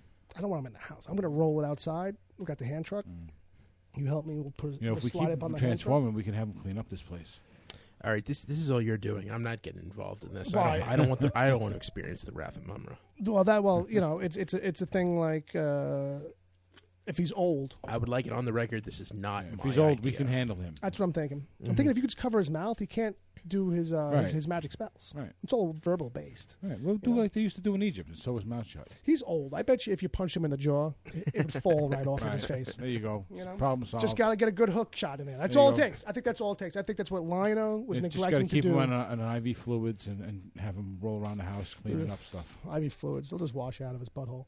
All right. So, ladies and gentlemen, boys and girls, it's email time. It's email o'clock. Ed. Yes. Yes. I have an Ed That mail. is my name. It is indeed Ed. Ed mail. And other emails. Gentlemen, Sir. is Porky Pig the Harold Lloyd of Warner Brothers cartoon characters? Who's Harold Lloyd? Thank you. It's just don't roll your eyes. You know it's going to be some Okay. thing that we probably should know, but just don't recall at the moment. Okay, so you guys All right, obviously hold on. Okay, Ed, all right. put down the All right. phone. I think we can't allow Ed to. Are we done? We're cutting it off already? I think so. Ed's not even allowed to explain. Not everybody is a 5-star movie buff, Ed. As I'm just saying. is he a silent movie star? Yes, he is. Oh, see, wrong show. Thank you, Tom Jackson Jr. in the chat room. So when you think of silent film comedians, Oh, when that happens, yeah, I'm only Yeah. thinking of Charlie Chaplin because that's the only one that whose name ever survived. all the time, by the way. Well, yeah. When I do think of them, which is often. I Yes. do. They're and if anyone listened to a recent episode of Malton on Movies, Richard Moulton? You know, I was just thinking, what Is would he Charlie still- Chaplin do if he were alive today? Well, I was a lot of waddling I was around. going to say the two that most people argue over which is the best are Charlie Chaplin and Buster Keaton. Sure. But there was a third person in And there. there was probably a fourth, fifth, and Yes. sixth, Oh. Ed, but we don't know So them either. it's like, but the thing is, it's like everybody knows Ford and they know GM, but then it's like not everybody knows Chrysler. Yeah. No, this is more like Tucker. Before the movie Okay, came out. there you go. Before Hudson. Tucker, A Man in His Dream came out, and we got to learn about that guy. Yes. That's who Ed's talking about. Yeah. Harold Lloyd was someone who was just as popular, if not more so, than Keaton and Chaplin. However, he did not gain popularity later on because his works were not public domain, and he decided not to sell his movies to TV. So he didn't get the same exposure afterwards that Chaplin I'm telling you, and that Keaton had. television stuff is never going to last, buddy. I'm not going to waste my time giving them all the rights The and moving legals. pictures. Bob, are you talking over me? I might have been some voice I just heard in my head. But so Ed, what are you trying to do? You trying to backdoor a fucking film lesson in this class? No. I'm just, I'm just saying, when you think of the Looney Tunes characters, Right. Do I think of any silent film stars? Well, I'm saying, the big two are Daffy Duck and But Daffy you Duck could've- and you Bugs could've Bunny. Made some other. You could have made Yeah, some this is other. a long way not to as- go to get to that reference. Not as Yeah. reaching of a reference, so that we got this little conversation about silent film stars and how amazing they were, and how this one guy just doesn't get the love he deserves. Stu LeBankovitz, or whatever his name was. But it was his own fault. Yeah. Although Lesson of the story, yeah, folks. if there is Harold Lloyd's most famous film is one called Safety Last, where he The ladders and all that stuff? where he climbs a building, Okay. and that was a real stunt that he actually Well, a lot did, of those 'cause crazy. that was the that's- only way to do it that back was, then. Yeah, that's how he did all of it. It's like the whole thing with the falling facade around Chaplin. Was Yeah. that Chaplin? That was Yeah, Keaton. The Keaton. Keaton. Buster Keaton. Almost busted his head with that one. Still kept a straight face though. That's what you got to do. That's what you got to do. So, what have we learned today? Real quick, we're going to interrupt this. We've learned that there's always a third. There's always a number three who, a generation out, at least, will be forgotten. Well, that's my question is Porky Pig the third guy? Oh, yeah. Or is there somebody else? Oh, yeah. Is there a different contender? A different contender for Warner Brothers cartoon characters. So you're putting Bugs, Daffy, and then Porky. I would think Elmer. Yeah, I would say it's a tough line between Elmer and Porky, though. If Elmer's 3, Porky's 4. You know what I mean? That's and vice versa. I would say it's third Although place. is- Porky does have the benefit of kind of being a spokesperson for him because whenever they had that, that's all, folks. You always saw Porky Pig. Yeah, fair enough. It's a good point. That might put But him. That might Elmer's lock got the him in. line. Elmer's got the what's up? Yeah, Wesley Wabbit. that kind of- Wesley Wabbits. So Duck season, rabbit season. yeah, I think that's a toss-up between who's 3 or 4. I think it's pig season. So that's the That's ad mail it. for That's this the week. big. That's the Yeah. big thing this week. Thanks, Ed. We appreciate your email.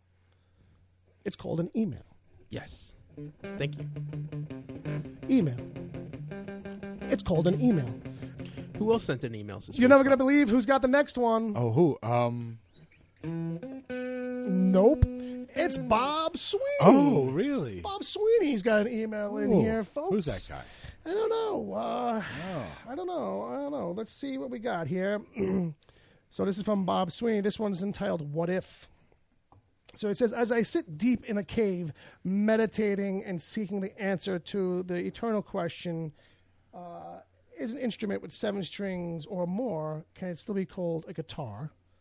That's a fair question, I Right, guess. there are 7 and 8 string guitars now. Right, so... But should they be called guitars? I An don't instrument know. with 10 string isn't called a guitar, it's called a Chapman stick. See? So, Yeah.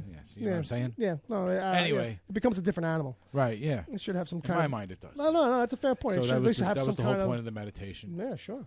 And that's the answer that you came to during your... Yeah, it should have another name, but people just want to keep selling things to people, so they keep calling it a guitar. Fair enough. Because a new name would probably confuse people. Yeah. And they'd be like, So, he said this was going on with another more Wicked Theory friendly question, one which I present to you in a classic Marvel way. Okay. He says, so, macho nerds, here's a question. What if Marvel's success soars so high that it breaks off from Disney and then proceeds to buy its former parent company? Never mind that it would never happen. What if? Something to consider as you ponder the possibilities. At this point, Marvel would own Star Wars. Thoughts on this and other drool-worthy or cringe-worthy possibilities? Discuss. This is the end, beautiful friend, Bob Sweeney. So, Bob, thank you for the email. Oh, We'll you're throw welcome. that out at you, and I guess, yeah, wow. Wow, stuff to think about, guys. Wow. Think of all the cross-licensing that can happen. Wow. Wow. You know what? I don't know if it would be that much different because Marvel prints Star Wars comics now. It is pretty cross incestuous, if that's a term. Would you see Spider-Man like hanging out with a Jedi? I don't think so. I think you might already have that in some video games. Doesn't like that Xfinity There is thing a that they had? where it's You can go between like different worlds. I know they have some game from Disney that's like all of their cartoon and video game characters. It's kind of like not Kingdom Hearts, but it's something else now. Yeah.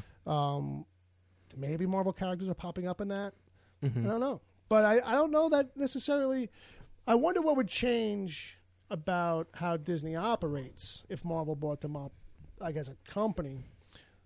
Because I don't imagine that Marvel, like things would change as far as the crossovers go. I still think like Star Wars is a thing where it's like, that's like so by itself that it'll be rare for things to cross in and out of that. But the Marvel stuff could jump, not into Star Wars, but anything else. Do they make you know? Black Widow a princess?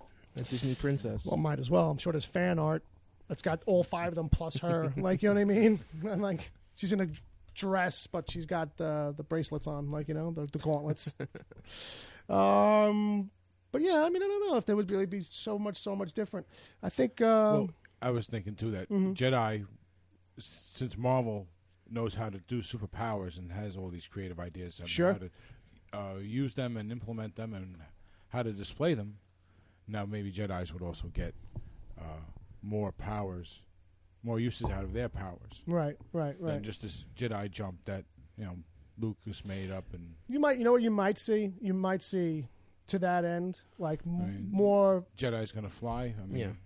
Well, maybe what you would get is more of that, where they would start maybe because they would bring in like maybe Marvel writers or something like that, like you're saying, like more uses and thinking outside the box with the Force and stuff like that. You might get it like that, or maybe that's a thing that they try not to keep it feeling like telekinesis, like everything's telekinesis or something. I mean, would you see a stormtrooper in a Star Wars movie painting his uniform to look like Spider-Man? You know what I mean? Yeah. I also think if Marvel had enough money to buy Disney, they'd spend it on buying back the X-Men. There you go. That might be That might be the biggest thing that they'll do if that happens. Is like, I don't know where the money is right now, yeah, but probably just buy Fox too. Yeah, let's buy Fox instead. Right. Let's buy Disney and then we'll buy Fox. We'll buy Fox and do everybody a favor and just have them stop fucking shit up. You know. So there you go. There's that. And just as James B. Ham's Bluetooth dies out, as I see in the chat room, Sorry. I get to his email. So I don't know if he can hear this, but I'm going to read it anyway. There we go. I'm going to read it anyway. So, headline on this one is from so deep in the country, internet hasn't reached it yet. Hey, folks, I had a safe trip from the big old city of Birmingham, Alabama, to the small town I now live in, deep in Louisiana. So, if you remember, he was having a road trip, and he had asked us, hey, how many pit stops is this going to be, do you think? Oh, yeah. What's the answer? So, I listened to Wicked Theory across 3 states in one day. Can any other listener claim that yet? And I don't think they can. No, I don't think so. I think that's a prize just for you, buddy. I think that you just committed a federal crime, though. Probably. It's probably some FCC regulation at the least. Perhaps someone could top me. And I don't mean New England states where it's like a 5-minute drive to cross them. I mean like real-sized states. I mean, I was going to say, I have listened through New York, New Jersey, Delaware, and Maryland, which is 4. But Delaware doesn't really count. Delaware's like driving. Delaware's like Rhode Island. Yeah, it doesn't. It's that kind of small. No one really pays a lot. It's like, is that still around? Delaware's still a thing? I thought that was just we crossed it on a boat or something. So he says, here's the scoop now on how the trip went. He said, by the way, my wife had me stop 4 times. So the guess of 5 wasn't too far off. It was pretty good. Total of 4 times. That's not actually too bad considering. So as it goes on here, he says, the only comics it turns out that I packed are free comic book day comics from a few years ago, which featured Ultron. Not the stupid Avengers movie version, but the good version. Okay. Fair enough. If anybody wants to read a good version of Ultron, go read Age of Ultron, which is like a really great time travel story too. So obviously had nothing to do with the movie. So as Google and others progress towards AI, do you think it will be good, or do you think it will go completely wrong? Remember the AI test program that had a Twitter account? In a few hours, it went south bad. Look up the story. He's right. Yes, I remember this. Yes, I remember this. Could this be a sign that we should just stop right now, or do we keep pressing forward? Your newest listener in Louisiana, James. I have to agree. I think. Go ahead. Well, I was just going to say, I think whatever you do, you just better keep it in a bubble of some kind. One setback doesn't mean anything. No, not really. But I think it just shows that, like... Did we give up when the Germans bombed Pearl Harbor? I think... I don't know, did we? Probably. We gotta think about it like this, I think.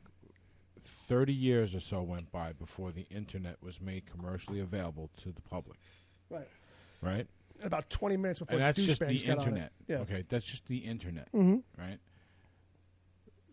For us to be ready for something like true artificial intelligence, if after you get it, it's going to have to be like 40, 50 years before we're even mentally and socially ready for something like this.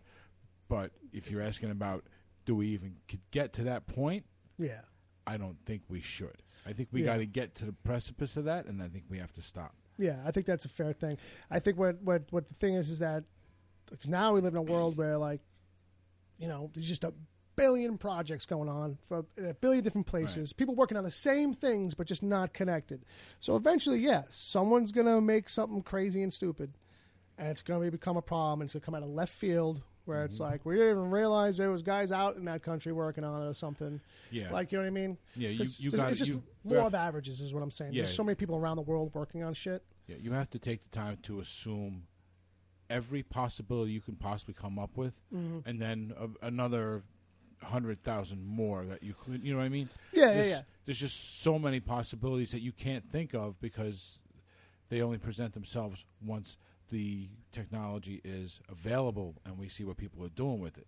Yeah, I think, that's the thing, too. It's like, exactly like this Twitter experience that happened, right? Like, they put it out online, and it wasn't until humans, under the auspices of anonymity, too, got their hands on it and could poke at it and jab it with a stick that they realize, oh, there was a problem.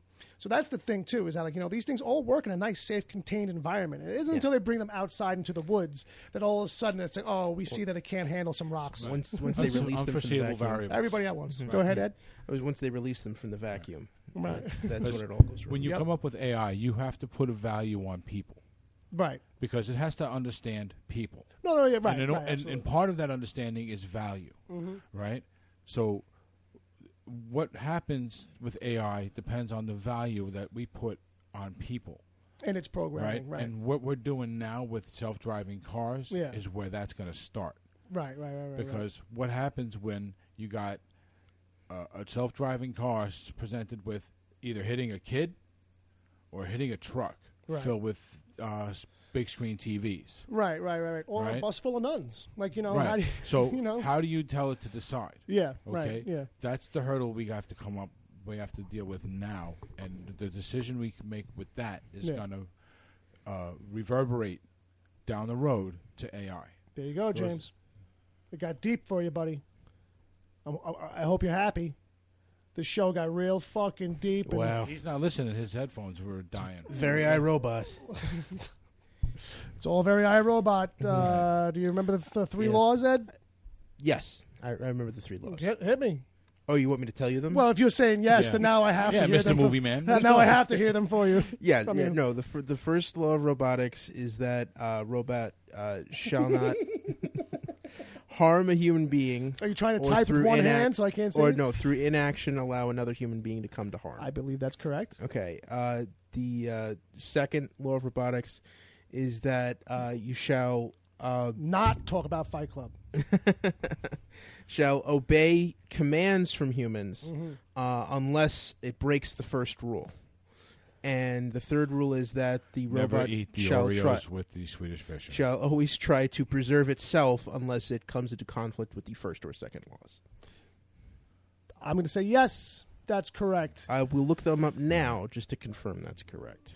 All right. So you don't have to. I'll take your word for it, but go ahead anyway. So, we still don't have any ideas what to do with the Oreos. Yeah, let's throw that back into the chat room. Anybody suggestions, please, for these 2 packages of Oreos? What to do with them besides eat them? Yeah, they're not regular Oreos. Be reminded that they are true. the Swedish fish Oreos. They are from Sweden, and they are taste fishy. like cheap cough syrup. I'm mixed with a lot of sugar. I looked them up now. The wording's different, but the gist is the same. Fair enough. So you failed. According to him, it's the same. But no, I trust you. I believe you. As far as I'm concerned, that's good enough. So another email on here. Guess from who? This one's from Jimmy. Hey, James. It's another one from the land that internet forgot. He goes, I'm not sure I'll be able to listen live on Saturday, which we know now is actually not the case, but fair enough. He goes, I'm getting internet by any reliable means is hard out here on the farm. Meanwhile, the 80 acres of hay is ready for cutting, and the full... Oh, I'm glad I leaned in for that one. The full-blown job searching has begun. Because I was reading that wrong. It's a good thing you read that right. Yes. The full-blown job searching has begun. Oof, almost didn't see the end. I blame him for that. Well, by now he should just know how bad I am at these things. So he goes, my question, is your show worth the 15-minute drive into town to spend the time downloading the show? Yes. Yes. There you go. There you go. There you go. By the way, I've also heard that if you put a sheet of tinfoil on top of a large pile of hay, you'll get the internet. There you go. That's Bob. That's science from Bob. Yeah. To become a new I regular read it. feature. I read it on the internet, so it must be true. It must be true. I want to make that a segment now. Science from Bob. Science from Bob. I don't know if we make it an upfront segment or whenever he comes up with something sciencey. Science we just from Bob. We just hit a little sound clip thing where it just says it after he says something, and then he'll be annoyed by it. He'll be like, you know what? Fuck you guys. No. You got to throw in the sound drop. What's that 80s song? No. Science. Oh, there you go. Yes. Agent Palmer is Baba Booey, not me. Well, fair enough. That's what I'm saying. Like, I know Bob's listened to enough Stern where if he comes near, I'll go, like me and you would feel that coming like a mile away. Like, I'm not the punching bag. Right. Palmer's not the punching bag around here either. That's a different show. Speaking of Agent Palmer.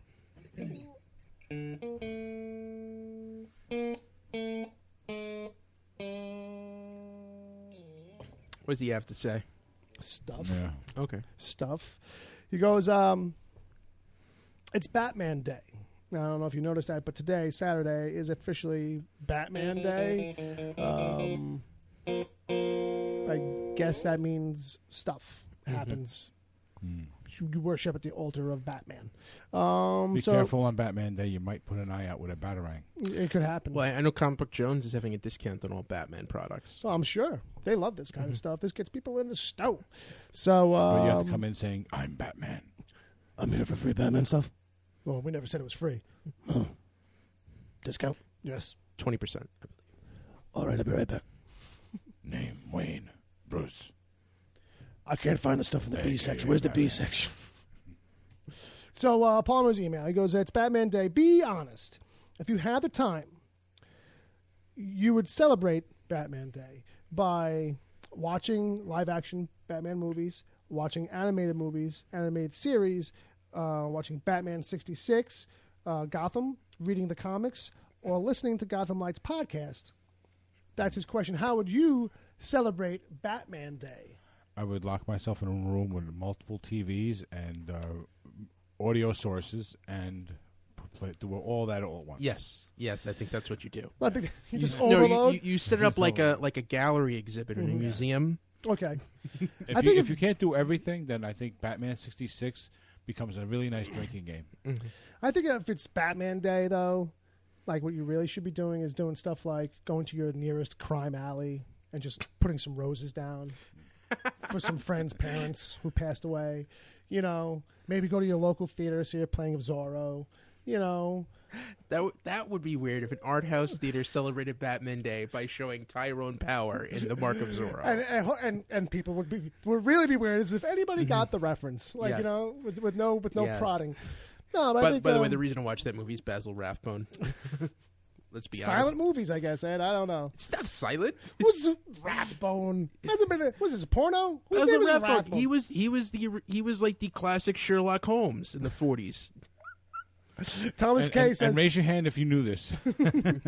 Thomas K. The chat says. He was Guy of Gisborne in Errol Flynn's Adventures of Robin Hood. Oh. He was the Mark Strong of the 40s. He was the bad guy in everything. See, that's a porno star I know. Mark Strong. I've seen his work. Gifted young man, I might say, if you know what I mean. So Thomas K. says, for Batman Day, I binged on The Flash and Arrow on Netflix. That's how he celebrated Batman Day.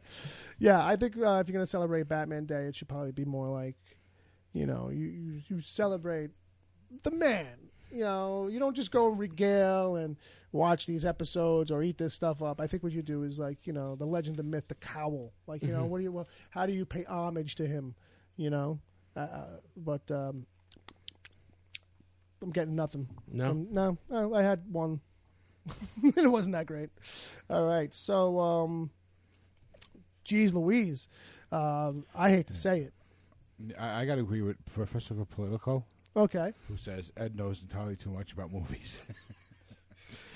For this show. I'll tell you, there's always a bigger fish, my friends. Yeah. There's always a crowd. There's always someone I'm going to run into who I'll go, fuck, I can't match him. Ed's Moviepedia.com.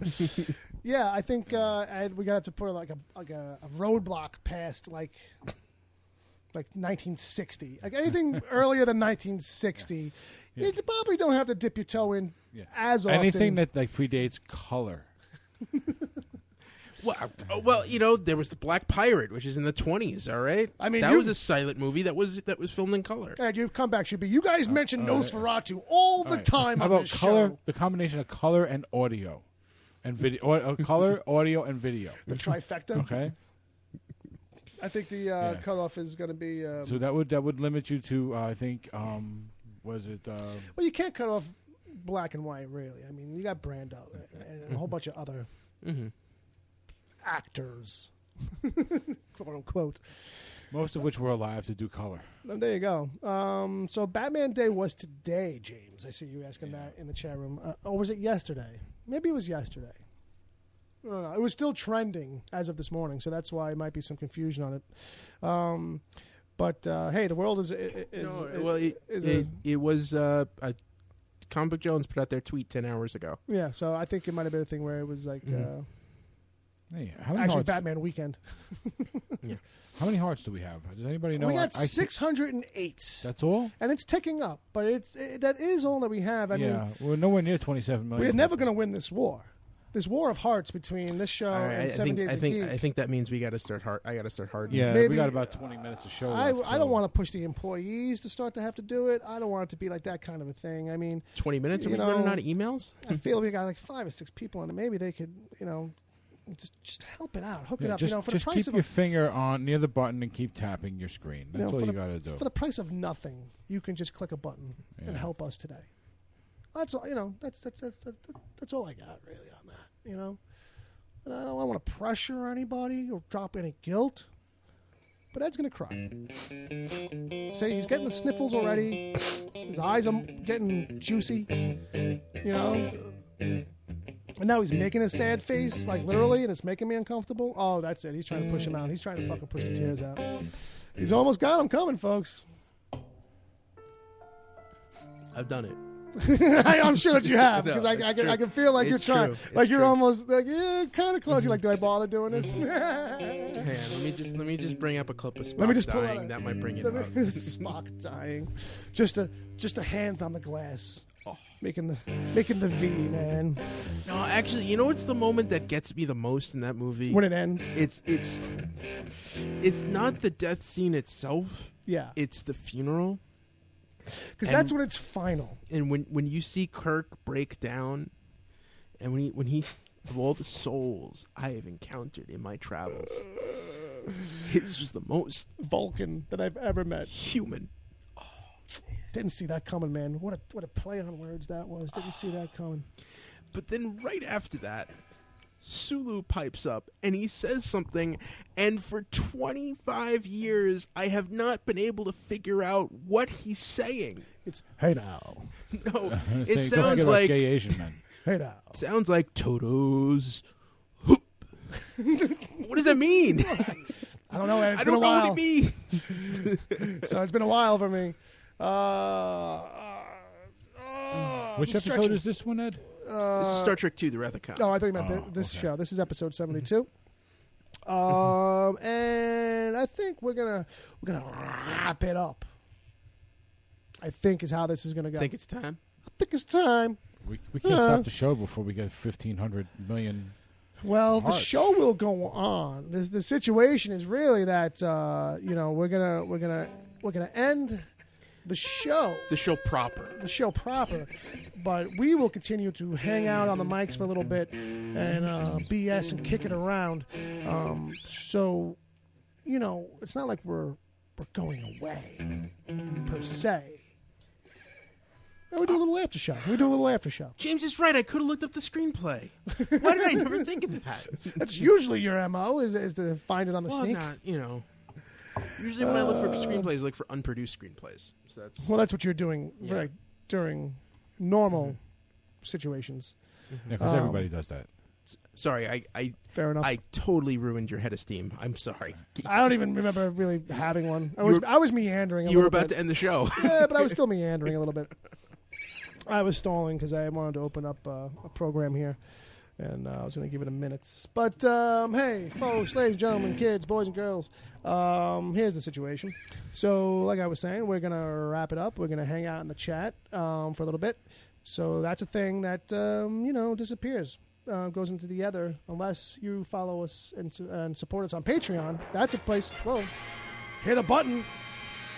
Patreon. I guess by accident I hit that one, but yeah. So follow. Go to patreon.com/Wicked Theory. Check us out over there. You can help support the show. You can help the show stay on the air, as it were. But you can also help us to be able to get some better equipment and new equipment. Some of the stuff's going to soon. This laptop's going to die on me. But obviously at a certain point, the episodes are paid for, and then everything after that is tits, I believe, as they say. But that's all going to be stockpiled and saved up to help do other stuff with this show. So if you want to help us out, give us some support over there. That would be greatly buy appreciated. paper and pens, Yeah, stamps are expensive. Yep. I got the stickers. I'll be sending those out soon. So anybody who's waiting on that, those will be going out during the week. All right. Patreon songs are being written. Well, they're being performed. We got one down today. We will be doing the official. Turn it into a ringtone later. Well, maybe. Well, if he asks, I got a feeling he's probably not going to want that one. I don't know. Just a thought. But what does that mean? I don't know, Ed. I'm not in the chat right now. That does not. It does not sound like Sulu's is saying honors Hup. I'm sorry. Do you want to just do your own fucking show? It's got to be like a military term, honors Hup. Maybe. I don't know. I don't know. What does everybody do when he says it? Like that's when they launch the missile. All right, so it's Starfleet thing. You're not from the future. How would you know what the reference is? You know what I mean? But like the way he says it sounds like a T sound or a D sound. It sounds like da-da's. It's because he's Asian. Yeah, he's got a weird pronunciation on a lot of shit. I really wouldn't chalk it up to just being Asian. I think he's as American as get out, really, when it comes to it. But he does have a weird affectation on certain words. And maybe that was the best take. Maybe he was drunk that day, and that's actually the best take. You hear the words off screen. I don't know, Ed. Watch it with subtitles. It was probably ADR. Yeah, was it a William Shatner directed movie? Because that might explain why. No, it was Nicholas Meyer. It's an actual director. I'm sorry, you were ending the show. Well, not really. Not successfully. Are we up to 27 million yet? No. We are almost at 1,000. But we're getting there. We're cooking. People are doing it on a regular. They're doing it. They're clicking. Yes, and Palmer's pointing out that we are $57 towards the $75 monthly level. That if we get there, there'll be a roast episode. And Dave was asking me earlier today, brother Dave. He was like, "So again, like, what's up with the roast? Like, how does that work?" All these guys like from nowhere are going to be roasting you. I was like, no. Not just opening it to anybody and everybody. It's if you've been on the show before, that's kind of like the idea. Right, so we're going to try and get Ed Heavey on? Well, I mean, that's the invitation is open. Right. You know what I mean? We'll see what happens. Ed may not take it up because he doesn't go way back. And obviously I'm going to remind people that it's a roast. That means you're open for swings too. Right. As turns go. You may not get swung at. You might.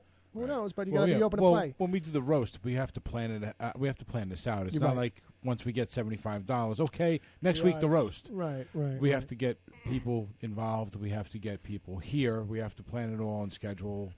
And the money just means it's going to happen. Yeah. It doesn't mean that it has no indication of when. Or of a timeline. It's going to take. It should take 2 at most, something like that. 2, 3. Maybe. Who knows? Who knows exactly? Yeah. It's about logistics. It's about getting everybody together. Got to get a whole bunch of people here and their schedules. Giving them time to write some stuff. That too, or to write stuff down from an old Friars roast and pretend that they wrote it. Whatever they do, just swap this out. Like, all of a sudden it's some Henny Youngman joke that doesn't really work today, but my name is in it. You know what I mean? When Bill smokes Paul Malls, let me tell you. Why all these swipes at Jack Benny? Why is everybody picking on ye oldie? Why are you picking on Don Rickles? I want someone to do Don Rickles. Ed, I'm looking at you, but you're not looking at me. Oh, I could do it. I think if anybody could do Don Rickles, it's going to be you. Can you talk at 300 miles an hour? See, that's the thing. You gotta have word to say. You gotta have that zinger, and it's gotta come out right away. It's gotta be in the fucking pocket. It's gotta be in your pocket. No, you gotta have the gun loaded with zingers and just like pop them off. Basically, just walking around with the gun always out and pointed, so that whenever you turn to, it's bang. It's like, challenge me. Like I don't have something to say to you right now. Right. So I think that is really gonna be it. Now that's gonna wrap it all up. Thank you so much. So 7 Dag we got 27 million hearts. There you go. They will continue to add up as we go. I'm just going to wait now because we are at 9:50, and we will go off the air at 1,000 with the recording, but stay on for everybody else. So, Right. So now we're going to hang out for another 1,000 people. Well, we're going to hang out. Maybe we'll get to 2, but let's see if we can vamp for 60, 40, 30 something plus hearts worth of time. How long do you think that'll take? I don't know. Maybe enough time. It takes about 5 seconds a heart. You figure. Yeah. If you sit there tapping your screen. Maybe enough time to get our Twitter handles out. Okay. So if anybody wants to follow Ed, I am at Edward O'Hare TBD. If people want to follow Bob, at Bob WTPC. If people want to follow me, they can follow me at Wicked Theory. You can follow the show at wickedtheory.com. We're on iTunes, Libsyn, Stitcher, Google Play Music, wherever good podcasts are given away for free. That's where you can find us. Quick thing about my Twitter handle. Yeah. Because there's been some confusion lately. Okay. On another podcast. Right. That TBD means to be determined. Yeah. And that, all of a sudden I'm christened Edward O. Ebert and that the TBD has to go. And it didn't seem like an official thing to me. Buy donuts. No, it wasn't an official thing to you, but it was an official thing to somebody else. And I think well, that's the world that person lives in. Yes. He just makes decrees. Yeah, and I just need to establish that TBD does not mean I don't have a nickname. It means that the nickname is TBD. TBD. Yes, I'm a member of the Jones clan. The Jones clan. And the TBD has stood for many a thing. Yes. I was christened that name by Sacco Jones himself. Right. It is a nickname from a king of nicknames. That literally is the nickname. They just call you TBD. Yes. That's literally how they reference you. Yes. It's either Ed or TBD is how the... When I get the loyalty cash from their rewards program, right, on the back they write your name. Yeah. They just write TBD. TBD. Yep. All right. So with that, ladies and gentlemen, boys and girls, let's wrap it up officially style. Bob, we're past 1,000, Bob. We can go.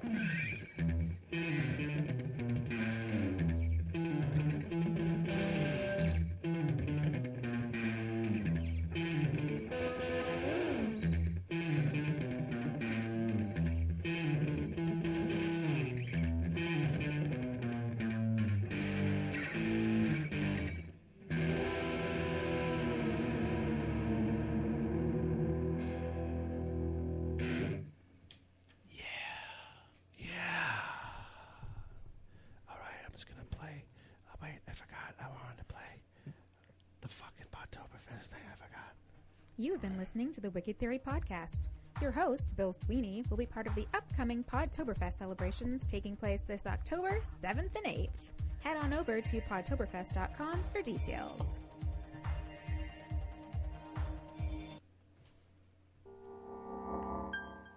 Boom!